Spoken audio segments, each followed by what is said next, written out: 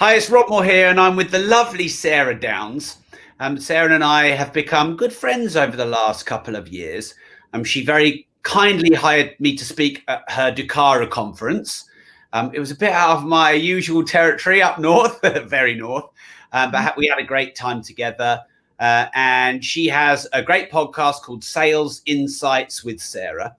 And I'm going to hand over to Sarah now because this is her podcast, her interview, and her show.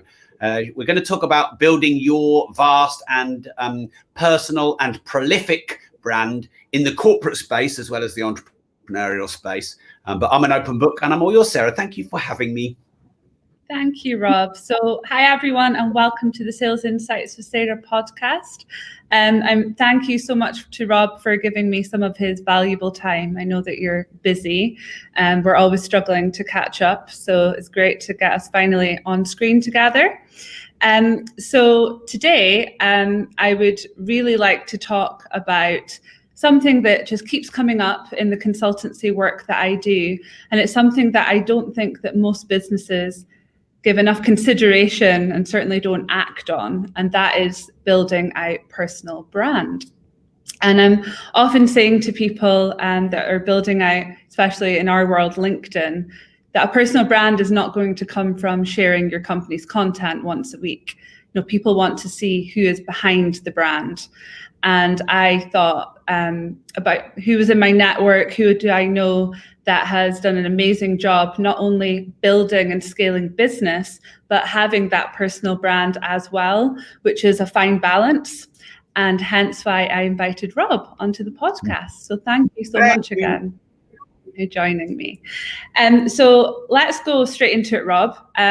Why is it so important that business leaders, employees, even people looking for jobs, and for the purpose of the podcast, especially sales and business development people, why is it important that they should build their personal brand?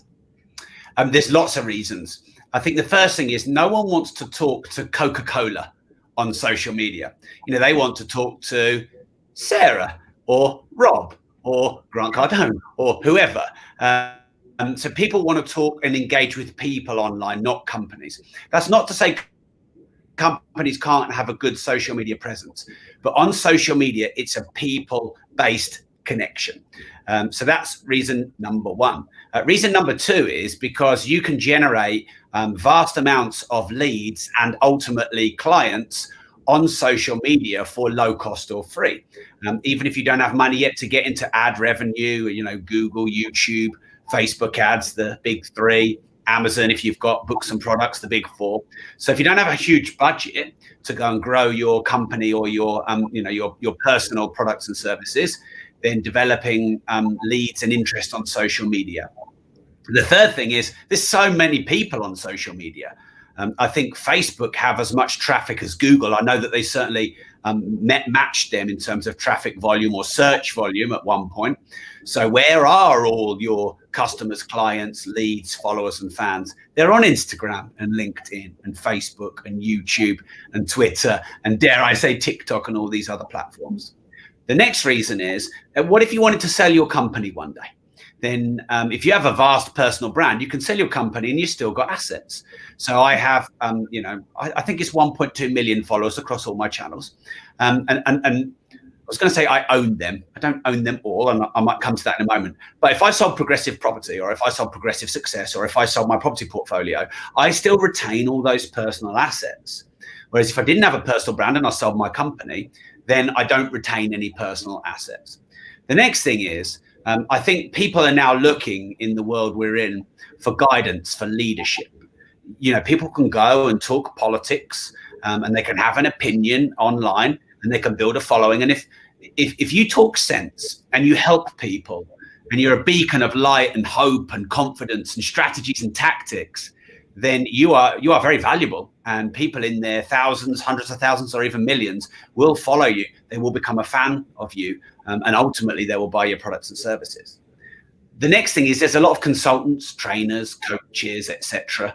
And I think the best way to connect with your kind of clients is developing a personal brand and then following you and consuming your work and knowing a bit about how you're different from your competitors, again, which they wouldn't get that sense or that flavor if you were posting from Progressive Property, which is one of my companies, for example. I think it gives you flexibility to express yourself. So let's say I love Alexander McQueen. I'm wearing an Alexander McQueen jacket. It's just I love art, I love music, I love sort of clothing, fashion, anything like that. I was going to say cultural, but I'm not very cultural. Everyone knows that. But I love all that. Whereas if I started talking about Alexander McQueen and my love for McQueen and the creativity in the brand and that amazing documentary on McQueen that was released a couple of years ago, if I send that out to my Progressive Property database, they'll be like, Rob, what are you talking about? We follow you for property. Shut up. Unsubscribe. Whereas on my social media channels, people follow me. So I can, if I want to get a bit political, if I want to have a bit of a rant, if I want to share my opinion, that's okay. But it wouldn't be okay to, your board members or your corporate brand, which means if you want to change your business model in a few years' time, and if you want to have a bit of freedom, you want to go and vagabond and travel the world and whatever else, then you can document all of that on your social media, and that benefit you and your followers and your fans. There's probably many other reasons, Sarah, but there's 7 or 8. Yeah, no, they're great, Rob. And I'm already relating to some of those just from the work that I've been doing and learning from people like you over the last few years. And this year, it's been a really tough year for businesses. And my business partner and I, Yukemi as well, our business Dukaru, over 80% of our new business comes through LinkedIn, and it comes to us as personal brands, not to Dukaru's LinkedIn page. So, that's testament, and we're just a small business, but we're consulting in much larger organizations where we can see this happening as well. You spoke about having your brand as your asset. I'm going to touch on that a little bit later, because I think that's where a lot of business owners, executives get confused at whether that asset is going to confuse matters actually when they get into a sale further down the line. But first of all, let's talk about you. And when did you realize in your career that you should build a personal brand and that was going to be important for the work that you went on to do? I would say about 5 years ago. Behind me are some of my books, and one of them you can just see on one of the sides, depending on which way your camera is Life Leverage. Now, the anniversary of that book is in about a month, and it's the 5-year anniversary. And I would say it was about that time when I developed a personal brand on a meaningful scale. So I was only ever really known, Sarah, for property. So it was Rob Moore and Mark Homer of Progressive Property. Rob and Mark at Progressive. Rob and Mark are the property guys. They're the young property guys. And that was how Progressive Property was Rob and Mark. And that made us a more personable company, more accessible. But it limited our growth because Rob and Mark can't do everything. And Rob and Mark only have 12 waking hours in the day. And that probably grew us quicker to 3 million turnover. But then it stopped us going to 10 million or 20 million because we bottlenecked our own growth. So about 7 or 8 years ago, I started feeling this, which was like, well, every year Mark and I are having to work harder and harder, but the growth is now incremental rather than exponential. And we wanted to change that. And I thought, how can I do that? Well, if I could have trainers training for me, if I could have multiple verticals of, not just a buy-to-let course, but, service accommodation and rent-to-rent and joint ventures and commercial property and all these different verticals. But then, of course, the same quandary is like, well, at the moment it's Rob and Mark and everyone wants Rob and Mark. But I figured that out over a process. There was some resistance and a bit of ego getting in the way. Or my customers only want to talk to me, and none of the trainers be able to train as well as me. And I disproved that theory. We've got some brilliant trainers who know their strategy better than me, who are more specialist in that than me, and have actually probably outgrown me in terms of their ability to deliver those trainings. But really, for us to grow, we had to let go. And I'm always saying to entrepreneurs, you've got to let go to grow. So I sat down with Mark and said, we need to change our branding and our positioning. And Progressive Property needs to be a community, not about two, experts who've done well, Rob and Mark, but actually we need to make it about everyone, a collective of our clients, followers, fans, and trainers, make it feel vast and scalable, but warm and personal and not reliant on one person. Because what happens if I decided I wanted to do something else, or Mark became ill for 3 months? Obviously, that would put us in some difficult growth positions. And so the way I pivoted, if you like, to do that was I wrote my first non-property book. So I'd written Property Investing Secrets, Multiple Streams of Property Income, Cash in a Property Crash, Beginners to Winners, all of our case studies in property.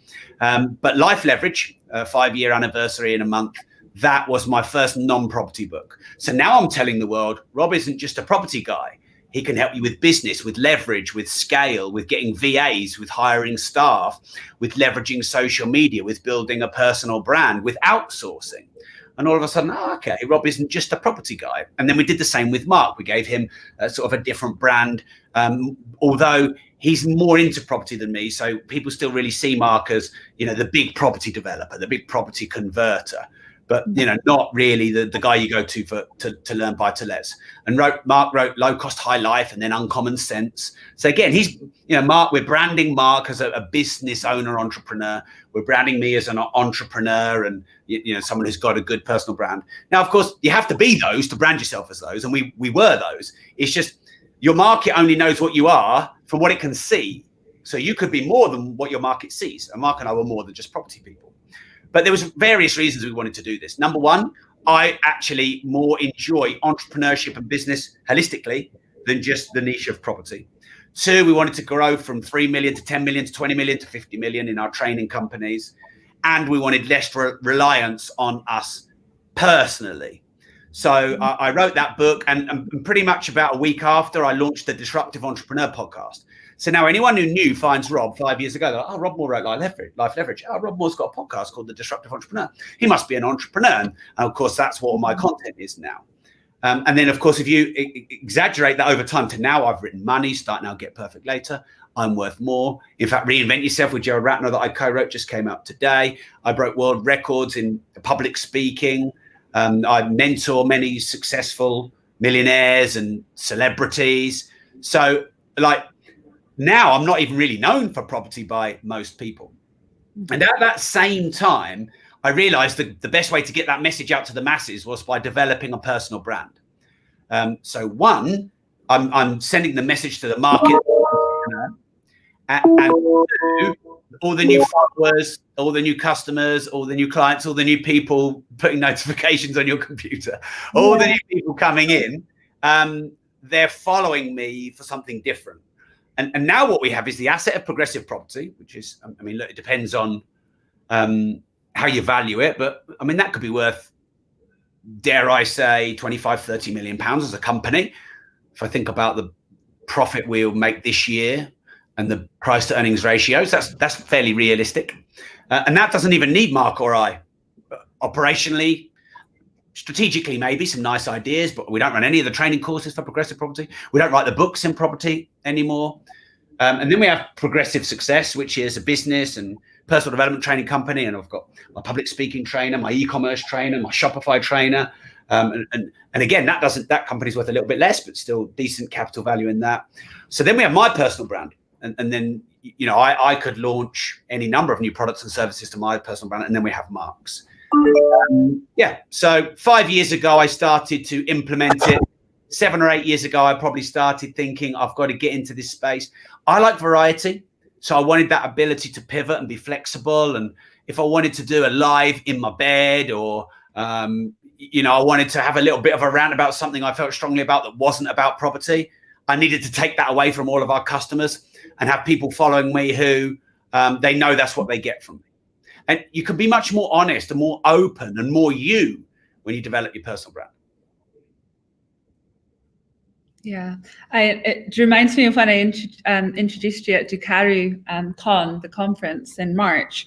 And when we started marketing that you were going to be one of the speakers, there was quite a lot of people in our network that didn't know you, but the ones that did know you knew you for your podcast and knew you as the disruptive entrepreneur. And that was obviously the brand that we pushed you as. And I remember after Ducari Con, because you'd spoken about, you'd gone really personal, you'd shared a lot of really deep personal content. And then they found out everything else you did, that you're a best-selling author, that you had really successful businesses, you were an investor. They actually were commenting, so that's great that You can have all that going on around you, but still come to an event and focus on you personally. And of course, the story of how you've built businesses came through that. But I do remember standing on that stage, introducing you, and you walking up, sort of sitting on the stool and just going quiet. And the room was just like waiting to see what would happen. And within about 3 minutes, I remember looking at Kieran just nodding, because you just had them captured. But it was not because you were standing up there telling them about all your achievements. It was because you got super personal very quickly, and you were relatable. And I think that's something else a personal brand really helps us to be, is relatable to our network. But sharing personal content is very uncomfortable for a lot of people. Is that something that you struggled with at the start, Rob, or is it, and that you've managed to overcome? Does it get easier in time? What advice would you give to people that are absolutely terrified about talking, about themselves really, instead of the business? Yeah, I think the more self-awareness you have, the better. So why building a personal brand really works for me is I like variety. So the talk I gave for you, Sarah, at Dakaru, I'd never given before, and I probably won't give again in that same way. Obviously, you saw me at Nick James Expert Empires. Yes.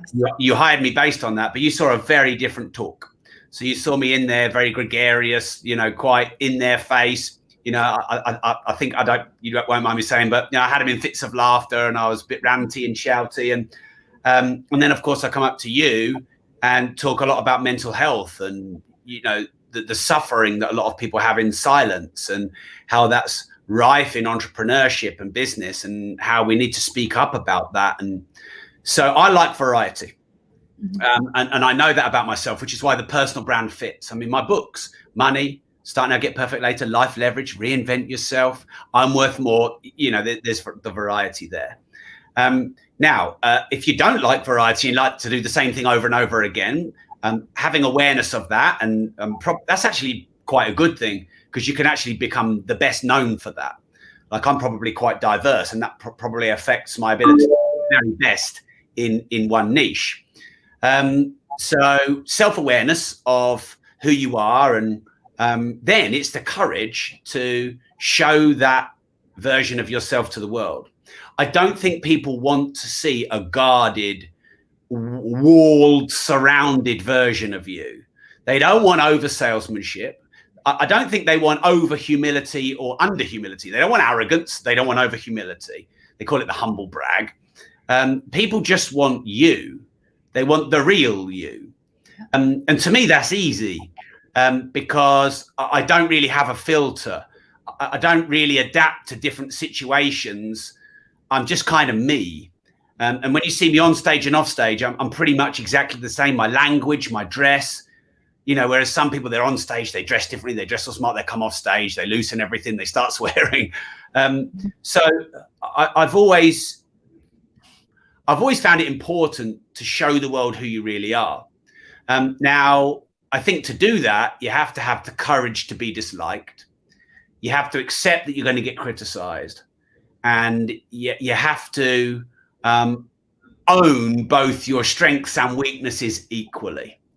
And I think I've got better at that over the years. I have many weaknesses, but actually my strength is linked to those. Like, I'm very impatient, and that's a strength and a weakness.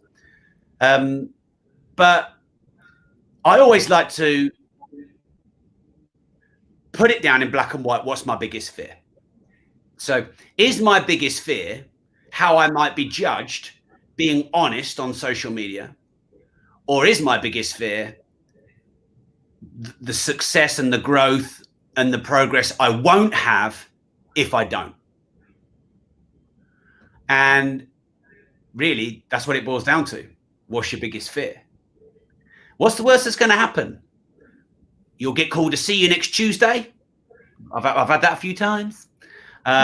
Someone threatened to go and have sexual intercourse with my wife if I didn't stop doing my videos on social media. And this was just all in the last 2 or 3 days. I interviewed Jordan Peterson, put a photo up online about it, got criticism for that. So people will hate about you what's great about you. They will judge you anyway. You're going to be judged no matter what. So you might as well be yourself. And I'm going to finish on one thing for this question, Sarah, because I think it illustrates the point well. I hear a lot of people, because I mentor thousands of people, not all at once, by the way, but I have over the last 15 years. And a lot of people are open about their personal struggles with me because I'm that kind of entrepreneur where I'm honest about that. So I attract that. And a lot of people say to me, Rob, I just want to be loved and appreciated for who I am. But the problem is they're not showing the world who they really are. They're showing the world an overinflated or an under-subordinated version of themselves. So if you puff yourself up or subordinate yourself down, you are showing the world a false version of who you are. Therefore, you're going to attract a false version of who you want to attract. So the only way you attract the right clients, the right friends, the right partner is to show the world who you really are. And then you attract people who like you for who you really are. But when you show the world who you're really not, then you attract the kind of clients and followers and even people in relationships who want a version of you that you're not. And then you've got to live up to someone you're not. And this is where, this is where difficulties come. Right? And I know some people think it's a bit ethereal, but really, when you show the world who you really are, you'll attract the right kind of clients for you. I couldn't agree more. And if I think about all the people that have, I guess, motivated, inspired me to show who I really am, because it's not always been easy for me to do that, then I think they're probably the people that got the most hate. So that's why I was laughing when you were commenting on some of your haters and trolls that you've had over the years. I've seen it, I've seen it on your profiles. We've spoken about it. And I'm going to go to the comments quickly because somebody's left a comment, Mike Scotland, and he's someone that's really worked hard on his personal brand, especially in the mental health space in the last few years. And I know for that, he's had quite a bit of hate as well. And he's asked a great question. For a leader and an inspirational individual, who do you gain confidence from? And what is your go-to for inspiration? So who's inspired you over the years to be yourself? Okay. So anyone who has overcome hardship, who's had some difficulty in their life, but, has got a smile on their face and is grateful for, the hand they've been given, for me, they inspire me. Mm-hmm. So yes, I could mention I'm inspired by Arnold Schwarzenegger because he was like one of the best in 3 different industries. And that the little chap, Nick Vujicic, who's got no arms and just a little sort of finger for one of his feet. And I think he's spoken in front of 9 million people across the globe. That really inspires me. But the mum who's struggling to raise 3 kids and start and scale her business. Or Malcolm, a lovely client of mine, who's both his dad and his son died through COVID. My good friend Matt, whose dad passed away getting COVID when everyone was saying that COVID, doesn't kill anyone, don't worry about it. Well, it took his dad.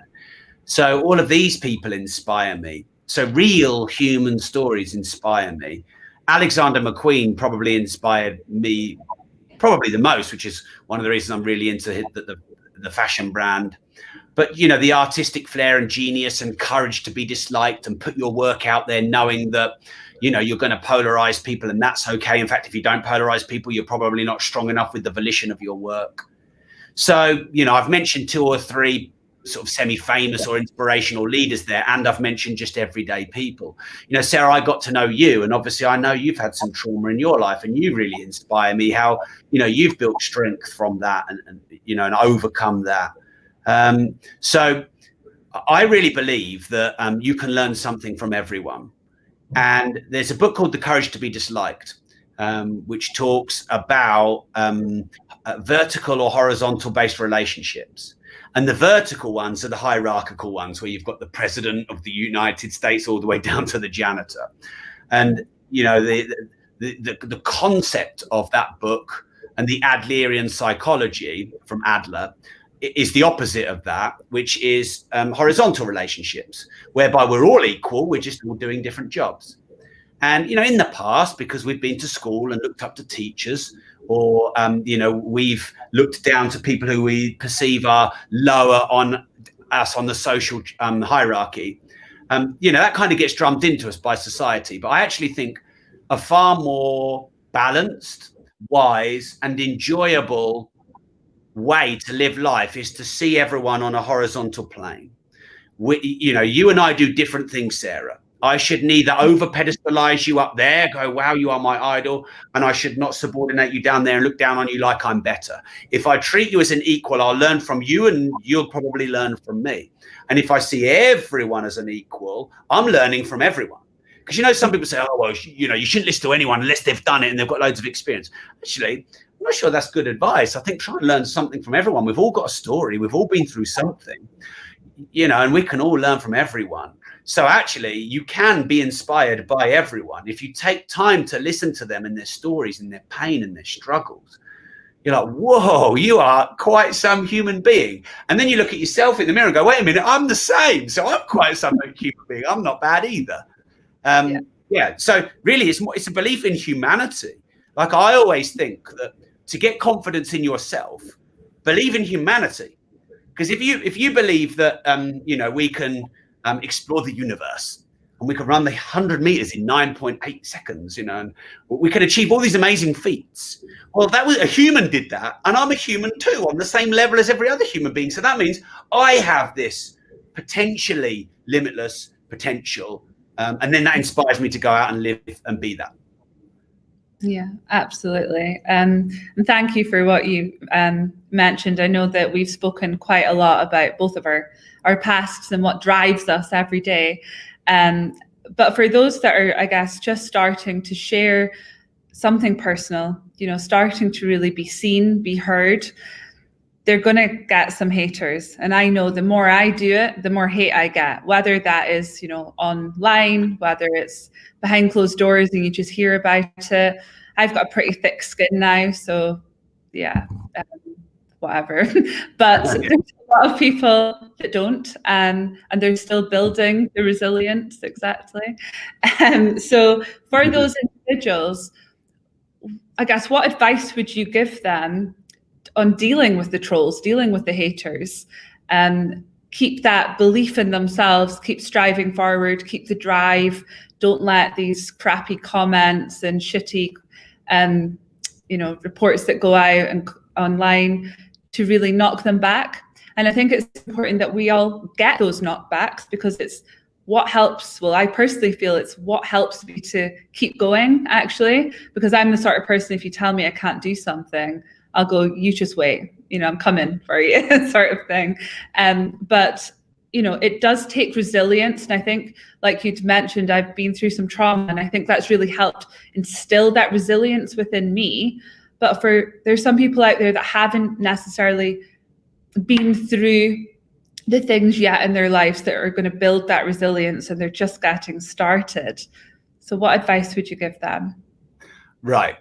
There's a short answer and a long answer to this. Okay. And I'm going to try and pitch it somewhere in the middle, because there's many different ways of dealing with criticism. First thing we need to do, Sarah, is define it, because people misdefine it.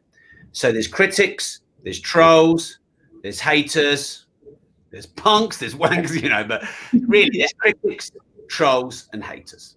And you need to know which is which.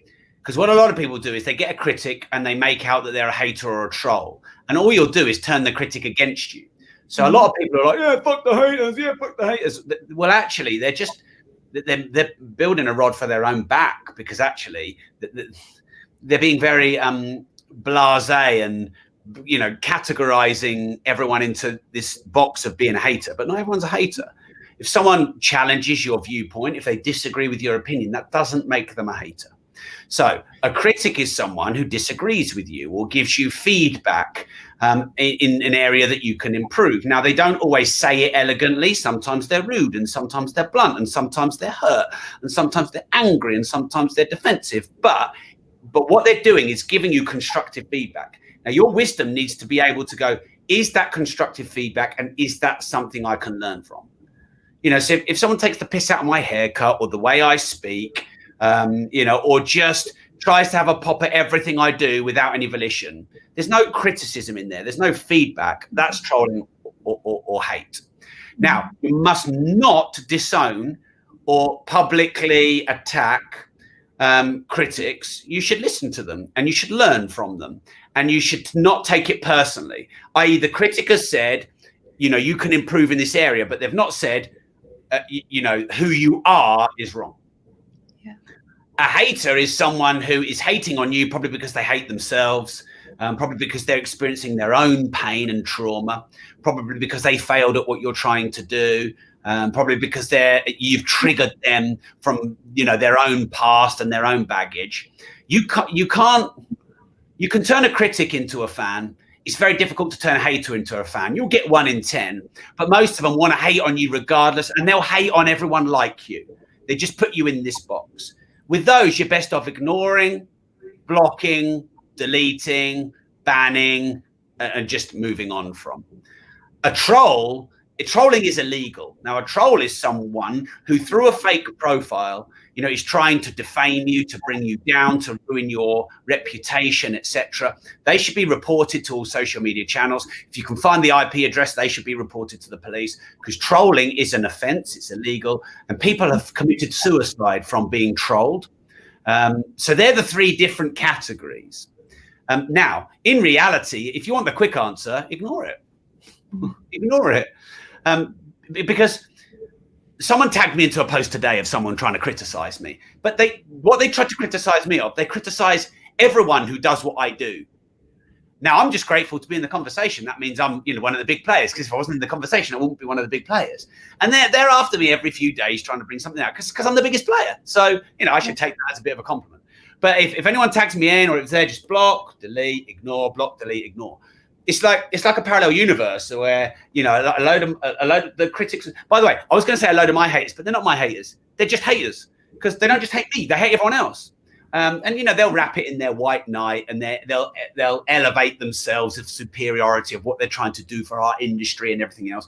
When they're trying to sell their own shit or get traffic to their own YouTube channel, they've got their own ulterior motive. They always have, or they've done worse in the past, or they've got a shady history. It's just classic. But this parallel universe goes on. Like someone said to me, Rob, they're always having a go at you in that group. And I'm like, oh, are they? And they're like, yeah. I was like, oh, nice. I have no idea about it. I have no desire to go and look. If I go and look, I always say to people who look at stuff online and read it, did that make you feel better? Because 99% of the time it doesn't make you feel better. Whereas if you don't know it exists, can it hurt you? No. So an easy thing to do is to just ignore. Now, like I said, when you know the definition of critic, troll, hater, hater, block, delete, hide, ban, unfriend, unfollow, troll, report. Now, a critic, you could get involved and you could create a debate and a discussion, and maybe you could learn something from them, and maybe they could learn something from you. Now, when you publicly engage with critics and you are elegant, you are unemotional, you are respectful, and you are kind, you win over loads of fans. So actually getting criticized online is a great opportunity to win over loads of fans. Even if it's unfair, even if they get a bit shirty and a bit shitty with you, you remain in calm and balance publicly shows the world, that you're a leader. And then final thing, and I would say this is, with experience, you can have a bit of banter with them. So if I get trolled and criticized, my haters often make spelling mistakes, which is quite convenient. So I'll often correct them on their spelling, or ask them to define some words. Like I got called a bitch licker and a dick rider. I don't really know what a bitch licker is, so I asked them to sort of explain the definition of that. And you can have a bit of a laugh. Life is short. And you know what? I think it's really important to take your work seriously, but don't take yourself too seriously. We've got one life, maybe, and I want to have fun and I want to enjoy it. And, no one who's had a bad day or who's living a bit of a shitty life, who wants to take their shit out on me, it's going to ruin my day. No fucking way. In fact, I'm going to turn your day around and I'm going to shine some sunshine on you. And if you still want to stand in the pissing rain, then fuck off. I think taking that back to more of a, business example as well, because I think a lot of people assume that to have a big personal brand profile and have haters, that you have to be some sort of celebrity, guru, expert, with thousands upon thousands following you, which is not the case. I don't have, I think I've got about 8,000 people on LinkedIn. It's not massive, it's not small, but it's not huge. But there's been times, even in the last few months, I can think of where I've had CEOs of companies reaching out to me purely because they've read something I've written on the wrong day, they've taken it the wrong way, they'll, I guess, approach me or attack me for that. And usually I'll go back and let them know what I was actually trying to say, whether sometimes that takes a voice note or something instead of written messages. And quite often, actually probably 99% of the time, I've turned it around and we're having a coffee the following week. Yeah. And some of them have become clients. Yeah. So I think I'm really good at probably my ex-nursing days, realizing that, you know, everyone is emotional sometimes and you can trigger people with what you say, but it's more their problem than it is yours. And I really try hard not to own somebody else's shit. Yeah. Unless obviously I believe I have done something wrong, then I will, you know, openly speak about that and apologize. That's different. But I think, you know, what I want to say to the listeners is don't think that just because you're going to be building personal brand in the business space and you're going to have a small network, that this might not happen to you.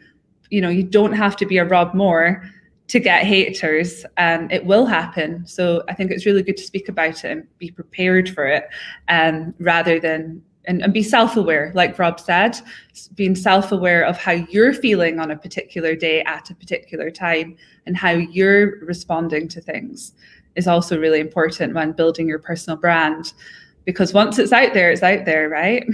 So yeah. I'm sure you've had a few of those, Rob, where you've written something back and then regretted it, maybe. Yeah, I'll probably have a few times, not in a very long time, I guess, because I've got a little bit more experienced. You know, I'm at the position now where I'm going to get judged no matter what I do. Whatever I do is going to be wrong to some fraternity. But, you know, I believe everything has an upside and a downside. So to me, that's just the natural law. You know, people will hate about you the very thing that's great about you. So, yeah, look, just expect it. And just, you know, what a lot of people do when they set goals or they go into something new, they get excited. Oh, I'm going to make this amount of money and I'm going to have this amount of clients and I'm going to get this amount of freedom. What they don't do is the opposite of goal setting, which is fear setting, which is what could go wrong and what's going to come along the way and what's the cost to me going to be. You know, when you're an entrepreneur, the cost is, you know, late nights, weekends. Sometimes you don't see your family as much. Well, the cost of having a personal brand is judgment online, judgment, criticism, trolling, hate. But like you said, and we'll just leave it at that, is it reflects on them, not you. And you know, people don't expect you to be perfect and people don't expect you not to get criticized, but they are watching to see how you deal with it. So all public online criticism is a way for you to show the world what you're about. Often if and when I'm responding to critics, trolls and haters, I'm actually not responding to them. I'm responding to everyone else who's watching. Yeah.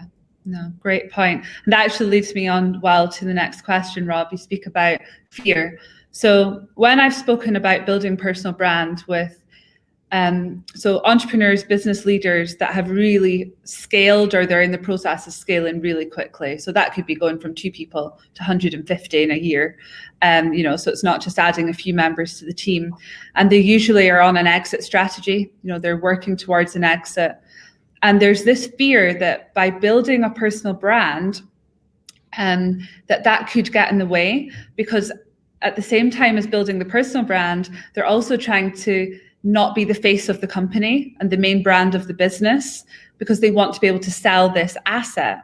So you spoke before about your personal brand being the asset, but do you feel like it's ever gotten in the way, maybe not so much for yourself, but other companies that you've supported and mentored, where getting that, striking the balance of having a personal brand and trying to also come away from being the brand of your business, ready to sell it?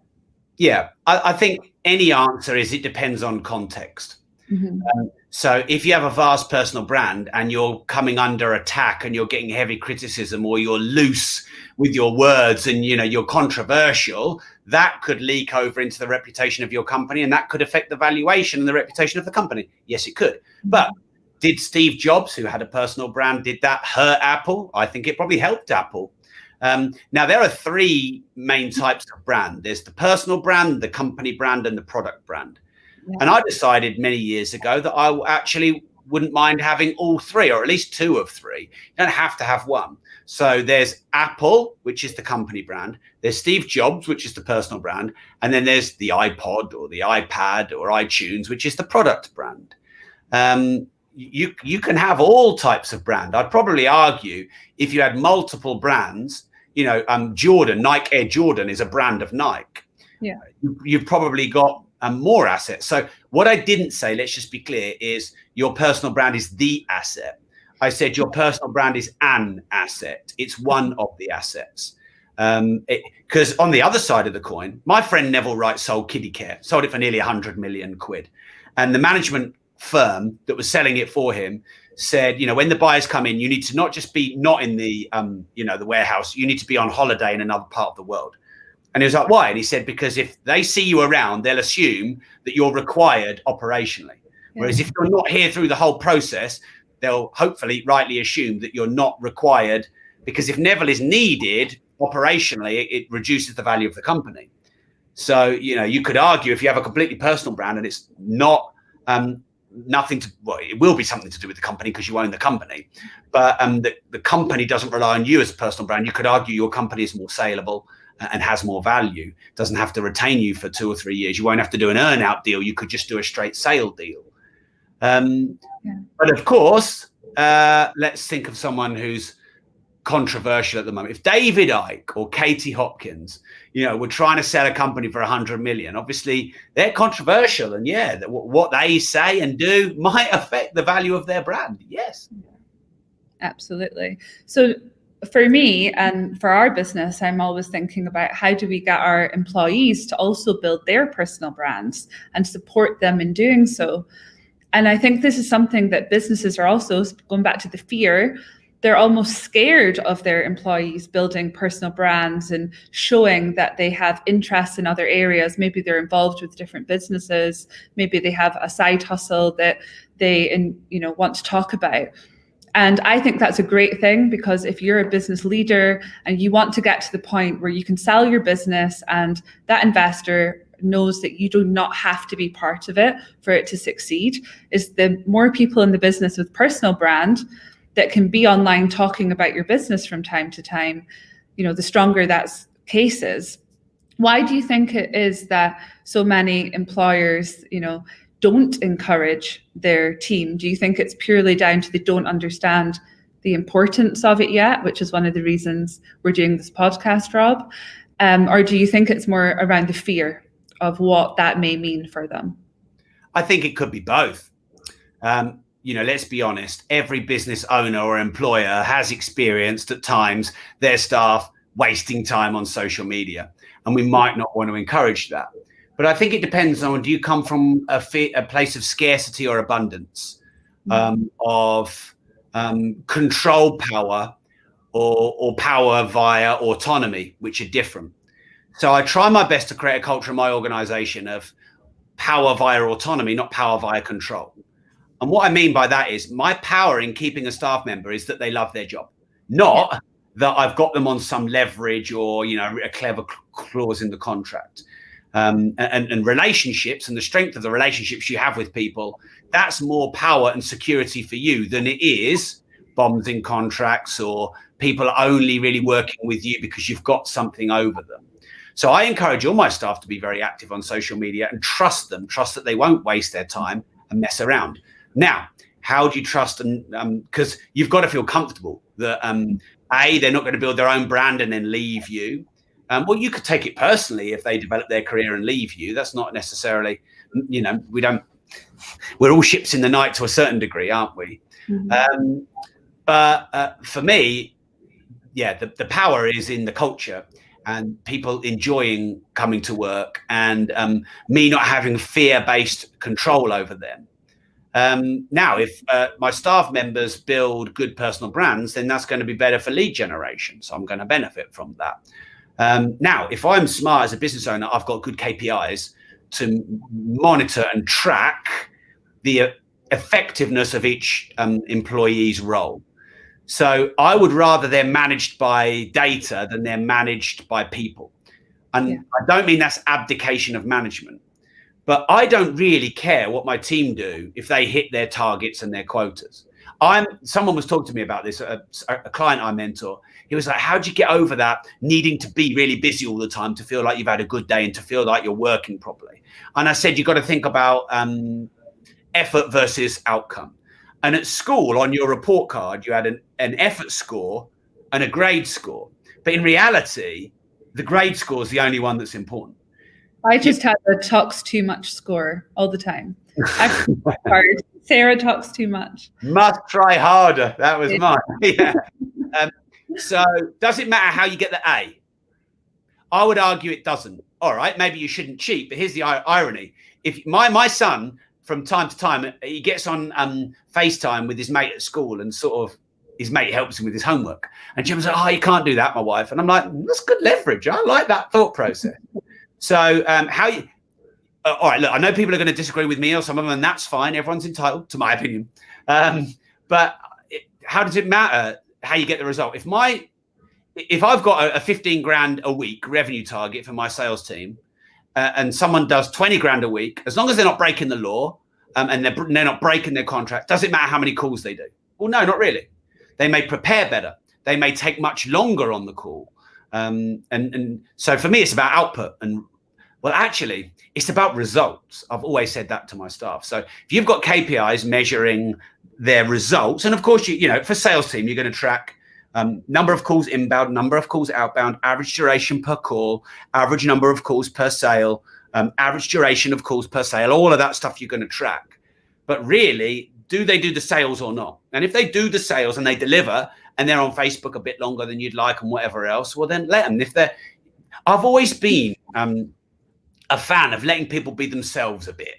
I mean, people have got to buy into your culture, of course, but you don't want a load of automatons, a load of robots, a load of mini-me's. Our ego wants that, but you don't want that. So I interviewed Nolan Bushnell, who wrote the great book, Hiring the Next Steve Jobs. He also founded Atari.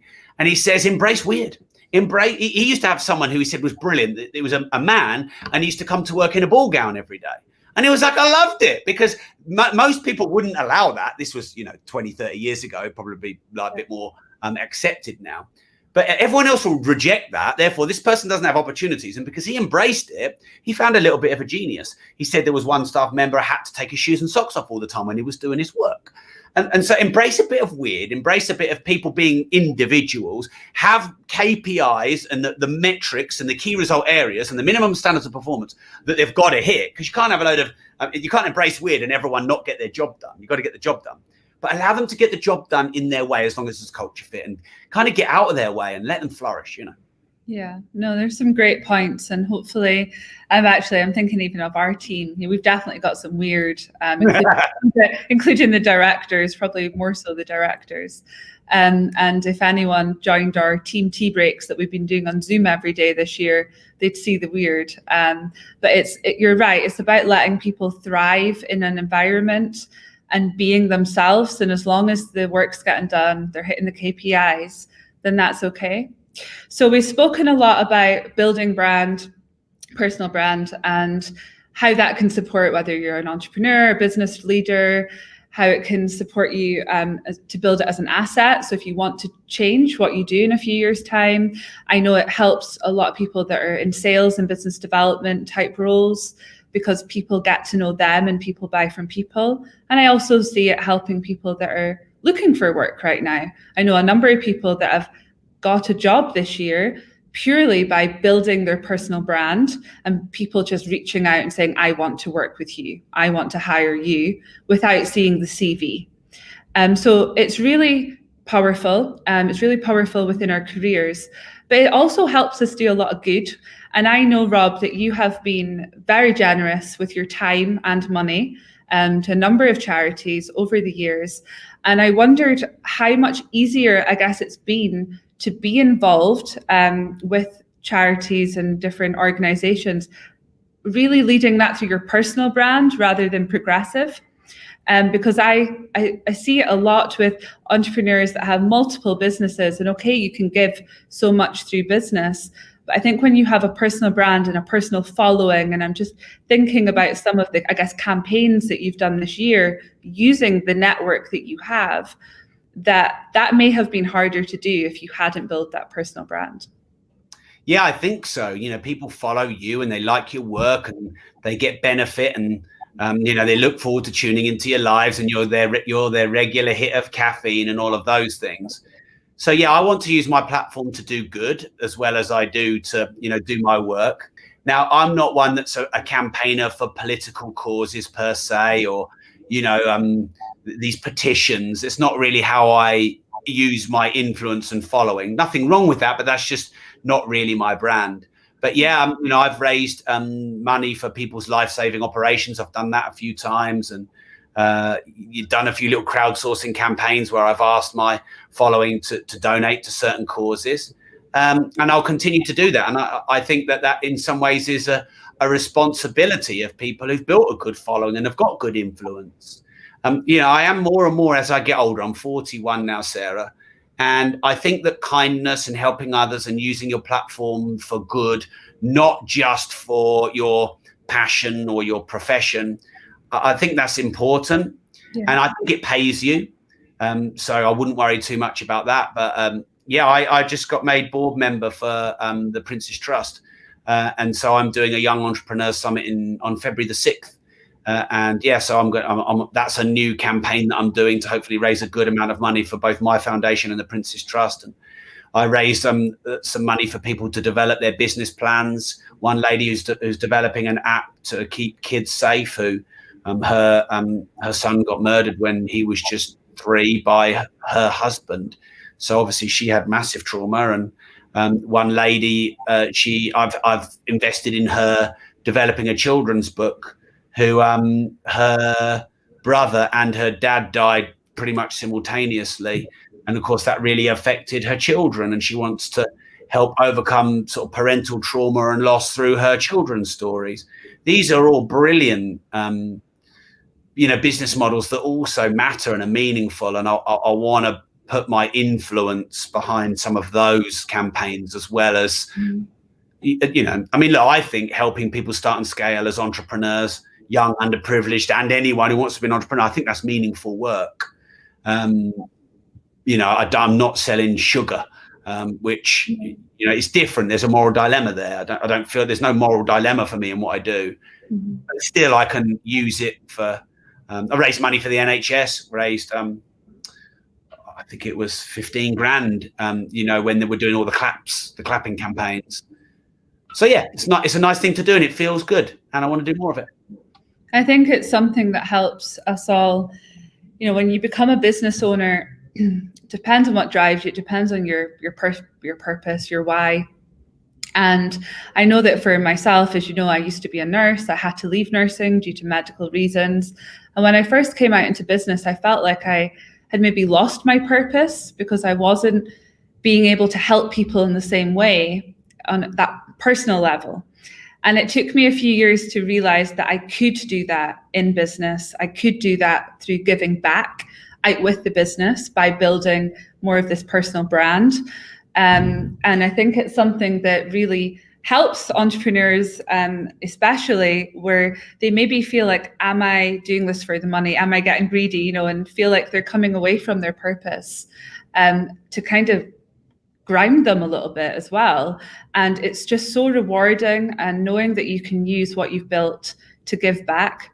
So congratulations on your new role with the Prince's Trust.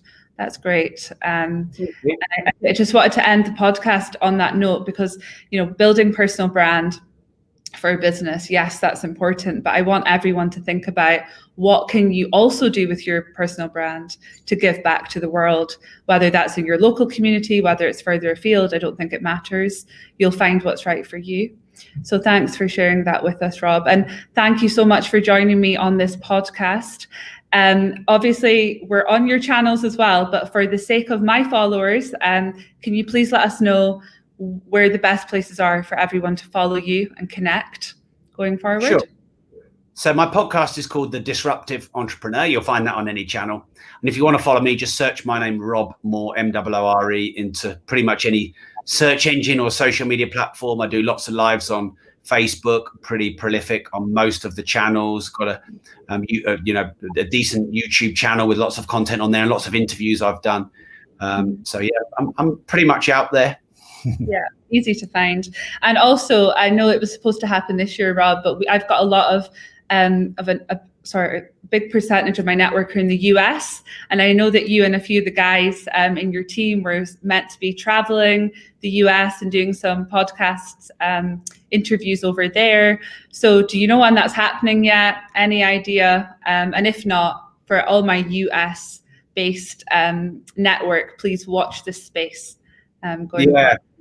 Unfortunately, COVID scuppered that. We were going to go and do an America tour, get a Winnebago and go and drive around America and do loads of podcast interviews and maybe a few seminars, but that'll have to wait. So hopefully we could get that done towards the end of 2021 or early 22. But obviously, you can listen to my podcast and get my books. I've written lots of books, Money, Reinvent Yourself, which launched today. You can get them on Amazon and you can get them in most countries. Fab. Thank you so much, Rob. And thank you to everyone for listening as well. Pleasure. Thank you.